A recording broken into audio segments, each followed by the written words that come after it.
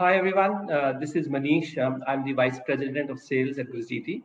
And today I have with me a really wonderful person, Carrie Melissa Jones, a community strategist and a co-author of Building Brand Communities. We partnered with Carrie recently to jointly work on building online vibrant communities. With Carrie bringing to the table her strategic flavor combined with Grizzly's capabilities on the tech side. A little bit about Carrie.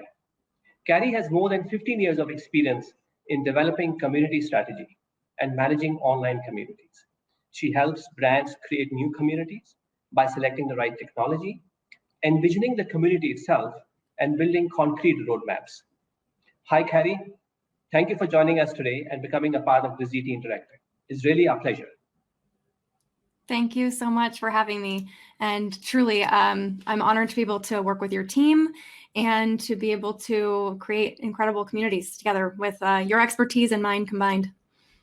Excellent, wonderful. So, Carrie, I'm straight going to dive into it. I mean, you've done some amazing work in the community space.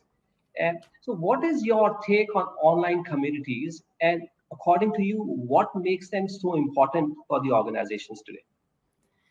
Yeah, so they're really an essential part of today's businesses. I think for the last 20-ish years, online communities have been a thing, maybe even 30 years now. I'm trying not to keep track of time too closely.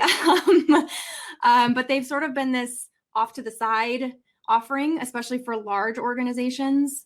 And so now they're really becoming central and core to many, many businesses. So whether it's Oracle or Slack or any other kind of business, the community itself is becoming part of how products are developed, part of how services are delivered, just part of the value proposition of the business itself. So it's been really amazing to see this accelerate over the last year or so. I think I was reading a statistic from McKinsey that said that the last year has accelerated the sense of progress and technology adoption by 7 years. So we just pass forward on all of this work. That's really exciting to be doing this. Yeah, so Carrie, I agree. And since last 1 year, there is a saying that like the whole world is online. And in fact, on the work side, we often joke that everybody is sitting on LinkedIn. So with this heavy reliance of people on online communities, and also now to get quick answers, I mean, what really is going on under the hood? I mean, what is really required to build a community to get the desired level of engagement? Yeah. And I mean, to your point, we are all on LinkedIn every day. So we're all connected. I mean, of course, not the entire world is not yet on the internet, which actually is really exciting because even more people will be coming online over the next several years. But yeah, I mean, we often look at communities that have been in existence for 10 years or so and say, I want that. But it takes about 10 years to get to the place where people have gotten in many cases. Now, of course, with expertise, you can get there much, much faster than 10 years. But generally, a community investment takes at least 6 months of planning and then actually 18 months to see the results that you really will be excited to share with your executives and share with the public and things like that. So what's going on under the hood during that time is a lot of relationship building, a lot of architecting. So connecting all of your systems, integrating your systems, which is what I'm so excited to work with Grizzly on, since that is a major area of your expertise. Yep. And making sure that all of the internal operations are moving smoothly, people feel heard and seen in the community. And then once you have that foundation, that strong foundation, then you build everything else from that place of strength so that you can scale it over the long term versus just throwing a bunch of people onto a website and then crossing your fingers and hoping that they all get along, which I think we've seen does not work. Yeah, no, it doesn't work. It doesn't work. Yeah. I think it probably requires some level of orchestration. And I'm just wondering, so it's complex, it takes time, and it requires, I guess, some amount of nurturing, right? So, so there has to be somebody managing it, right? Yeah. And what would you think about the role of this person or this team? How important is that? Yeah, that's a really good question. The team is critical to the success. So for instance, I'm working with a team right now. There's about 10 stakeholders on the team. And it wasn't clear who the community manager was going to be on the project. There was, a couple of executives, IT professionals, but no one had claimed owning the community. And so what was happening was the project was just getting stalled left and right because no one could agree on how this was going to finally look and who would own the relationship building, which again has to be done first.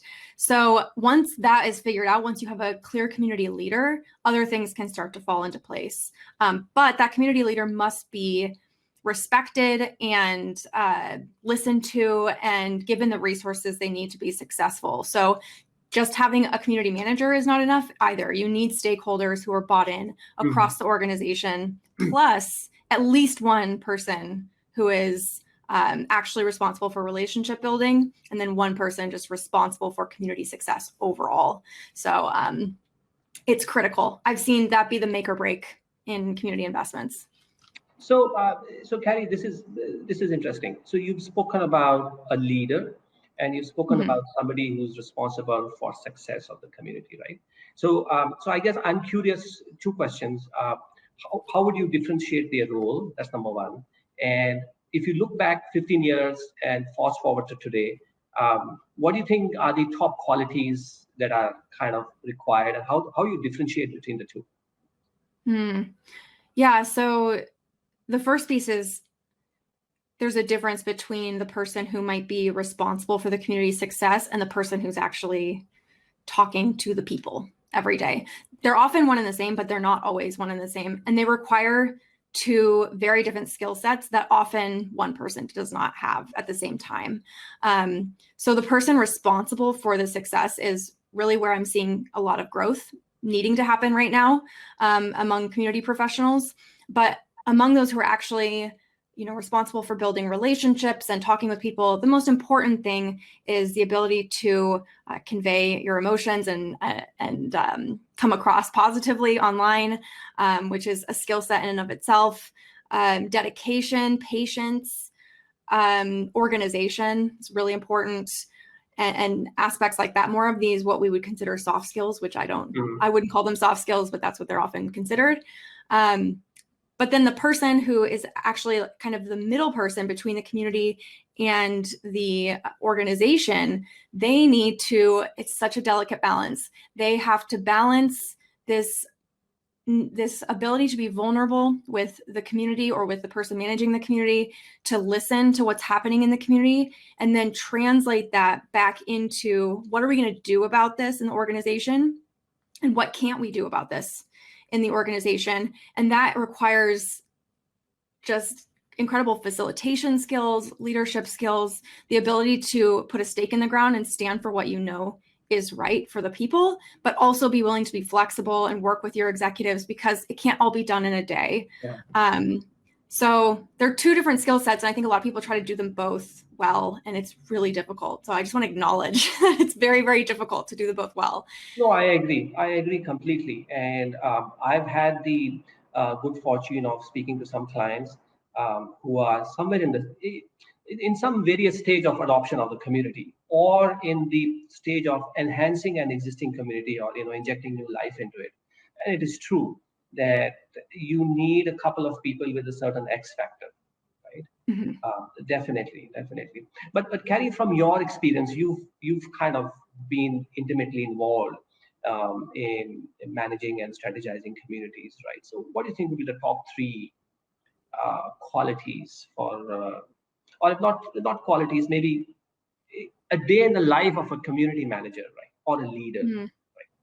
How would that kind of pan out? Like, so somebody walks into the office or gets online, top three things. That's a really good question. Assuming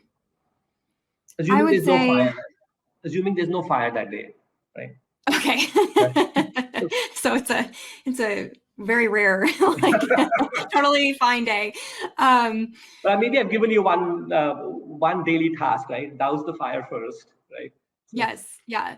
So, I mean, one of them is calm among fires that happen because you're dealing with a lot of human beings on the internet at the same time. But yeah, I would say on a normal day, what is critical is having a vision mhm, for the future of the community. So having a little bit of this visionary aspect to your work, thinking about, okay, this is what we're at today. This is the current state of the community, but having a larger vision for what it could be in the future is really important. Again, like I said, patience, knowing that this work happens one piece at a time, but also being motivated, ambitious, and determined enough to keep momentum through that, because it can be really demotivating to just work one step at a time. So you need someone who is visionary, someone who is patient, but is going to maintain momentum. So I would say those are the three things that at a really high level you would need to just always have in your back pocket to go yeah, to. very unique skills, very unique. And I think the community manager, soft skills, I'm just thinking Mm, a lot of soft skills, and therefore that X factor, right, is really yeah. required. Right? And in fact, on our side, Carrie, Yeah. we sell our services, and I'm also noticing. So I can span the last 1 year at minimum, a critical year, where everything changed. There is renewed interest on the community, and I see a lot of traction on the community side, both in terms of uh, customers and prospects coming to us for technology advice, and very often we do look for people like you with your kind of experience to kind of participate in that. And then, of course, it immediately branches into either a refresh of a community because somebody is sitting on a very old technology which is no longer keeping pace, and they want to refresh. And I think, of course, behind that is a sponsor who truly believes in the concept of community to make that Mhm. happen in an organization. I mean, earlier on you referred to people being able to convince their executives, to move forward in a certain direction and stand up for what they believe is the right thing to do. So we see a lot of Mhm. that. And of course, there is a significant portion of brand new communities being set up, Yeah. and where enterprises don't have any community, but this is a direction that they really want to get into. Right? So Mhm. we see a lot of traction there. Yeah. What are your thoughts on an effective sponsor of a community project? Like, what have you seen be some of the traits or actions that sponsors take when the community efforts are successful? What so? So first of all, I see a lot of community professionals are ladies, right? It's objectively true. it's, Yeah. it's like 80%. Yeah. There you go. So I didn't want to hazard a percentage guess, but you've done that. So that's one. And I think that's also because it requires that X factor, that soft skill, that specific touch, which is perhaps not available in the remaining 20%. So that's one. And secondly, I see a lot of conviction that this is Mm. something that has to be done, right? So that's what I notice. And thirdly, is what I notice is there is concern, there is a gap in availability of skills, right? So the task that is coming to us, or the problem statement that is coming to us, is one, advise us on what technology, Mhm. and because it can be confusing, right? And that's number one. And number two, um, all those who are convinced, they are also aware that look, it's not a one-time activity, right? That Yeah. I deploy a certain technology and I'm kind of done with it. So there's a lot of requests for advisory after the event. What am I going to do later, right? And I think that's where Carrie, individuals like yourselves with your kind of skills, and we have some similar skills internally as well. Although without the depth that you have, I think that's where it comes in, right?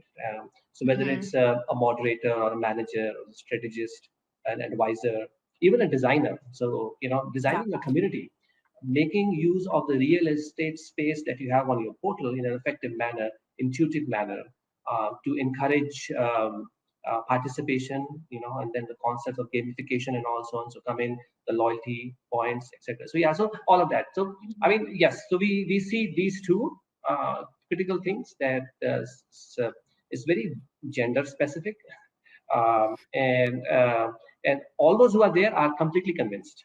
So it's not a task; it's a mission, right? Yeah. It's a mission. I see that big difference. It's not a project; it's a mission, right? And people understand that it's not going to end in 6 weeks after the portal is launched. So yeah, that's my one year's experience of what I've noticed. Yeah, that's interesting because, well, I think it's not necessary. I mean, not that you said this, but of course, a man can successfully launch a community as well. But I think these skills are often associated with skills that women have of connection and socialization and all of these things. But this idea of the skill is very different to launch versus to continue, for the next 5 years. It requires very different skills. And so that's, as a strategist, when I come in and plan a launch, what I see is like the whole core team that's part of that launch is completely engaged in that process. It's all hands on deck. And then when we actually hit go, it's like, okay, who does what now? And that being prepared for that moment is a big part of what I do. I'm sure what you do and advise people with as well, because it's very different. It's a stark contrast from all hands on deck to this community person is now in charge. The tech is set up, it's designed. We're going to have to make iterations on it, but really it's about the relationships. Absolutely. So absolutely. Have at it. Yeah. Okay. So Carrie, let's kind of change topics slightly and talk a little bit about what you've been up to as an individual. So I know you write blogs, and I've read one of those, and you also co-authored the book. So let's talk about the blog first, right? So you've written about online community renovation and so on and so forth, right? And you gave some insights on some key areas on online community. What's this all about? I mean, what's the background to this, and what's your perspective? Yeah, so a lot of people conceptualize of building an online community a lot like building a house. I've actually heard people use the analogy of, you're building your dream home. And I think it's a good start, but for those of us who have been in the trenches, we know it's not. You're not building the perfect home. You're not, and you never will. You never will. You're building sometimes you're building from scratch. A lot of times you're building on existing technology or with existing structures and relationships, and you are renovating what is there. And you are just in a constant renovation process. So that's actually how I think about my work. Is there's these 21 different key areas of communities that I see as being these discrete areas to focus on. And at any given time, you could be renovating any one of those areas. It's like having a 21 room house, and you're just constantly updating it. And by the time you're done with all 21, you got to go back and do it. Yeah. Yes. Exactly. So yeah, that's how I view all community work. And I think it can, when I share that especially with these executives, it feels really overwhelming and kind of scary at first. And so I acknowledge that and say, when you're building a community, you often feel really overwhelmed and like you don't know where to begin. And this is why, because it's a lot. It's a lot. So let's just look at all of it and then pick one piece. Again, that one piece at a time mentality is really important. And I think that explains why, community requires an ecosystem of players inside the enterprise to make sure it works, right? And hence the roles that, we come across: moderator, strategist, designer. I lay a lot of emphasis on designer when I'm talking to my customers. Have you thought of design? Have you thought of have you thought of how it may look like? Do you have an idea in mind? Do you have a desirable community that you've seen elsewhere? And so on. So that's interesting. And tell us about your book. How did it start? Right? How did you think about writing the book, and we like to hear. Yeah. Yeah. So the book is called Building Brand Communities. It's by myself and Charles Vogel, who is the author of the book, The Art of Community, as well. And so I've been, like you mentioned, I've been building online communities for over 15 years. I've seen a lot of great communities. I've seen a lot of teams with great ideas not succeed in making those ideas real.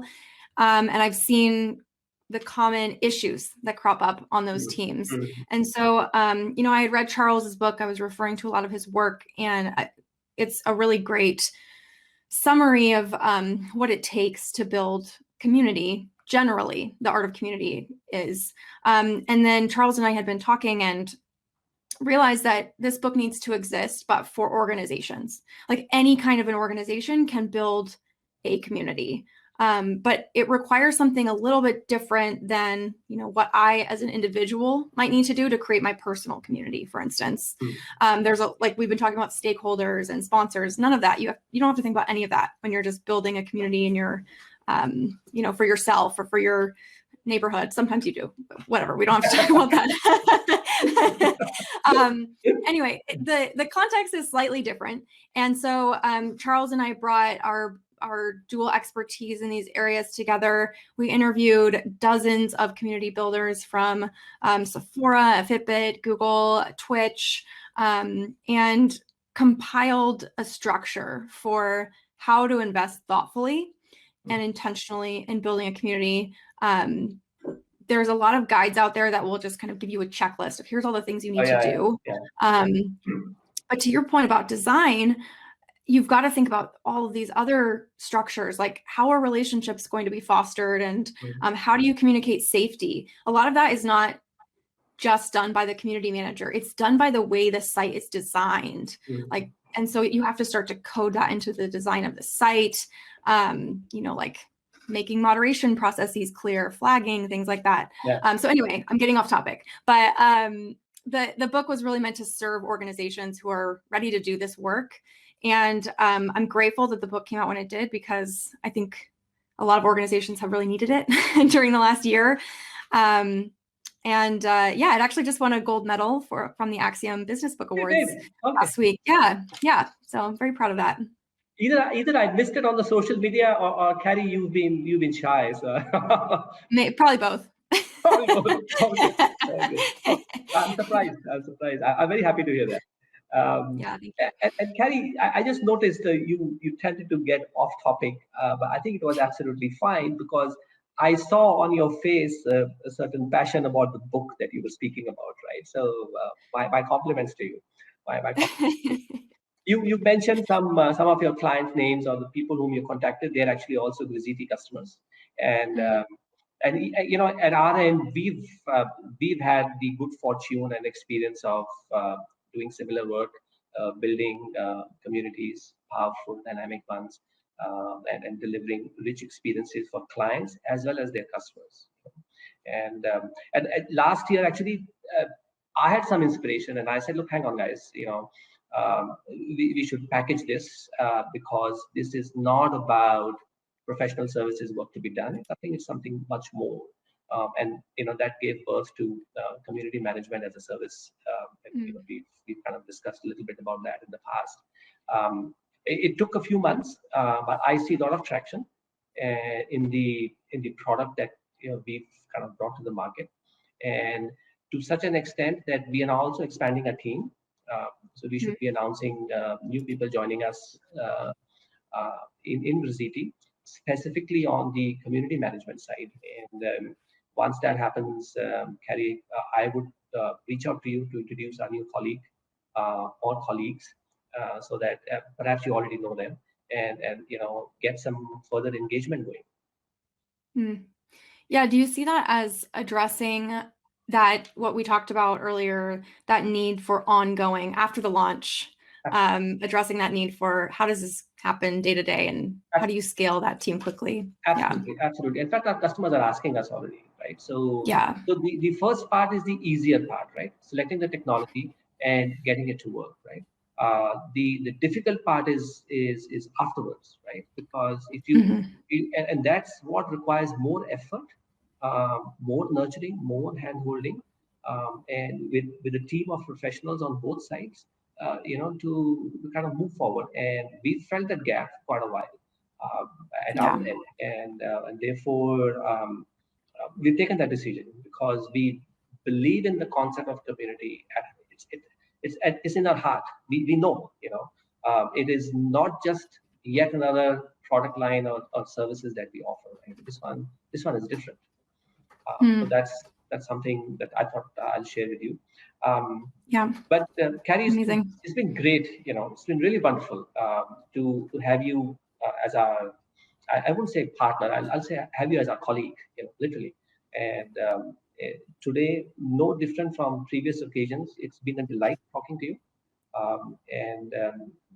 We look forward to much more engagement, much more conversations, and opportunities to work together.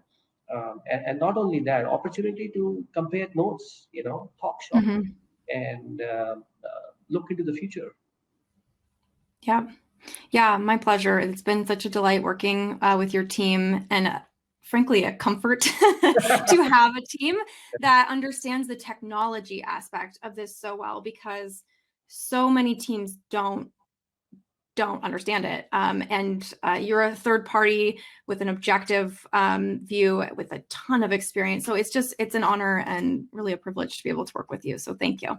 It's really a pleasure. And to the listeners, I really hope that this session has helped you learn a little bit more about the community landscape, how to reshape it, as well as to establish concrete customer relationships.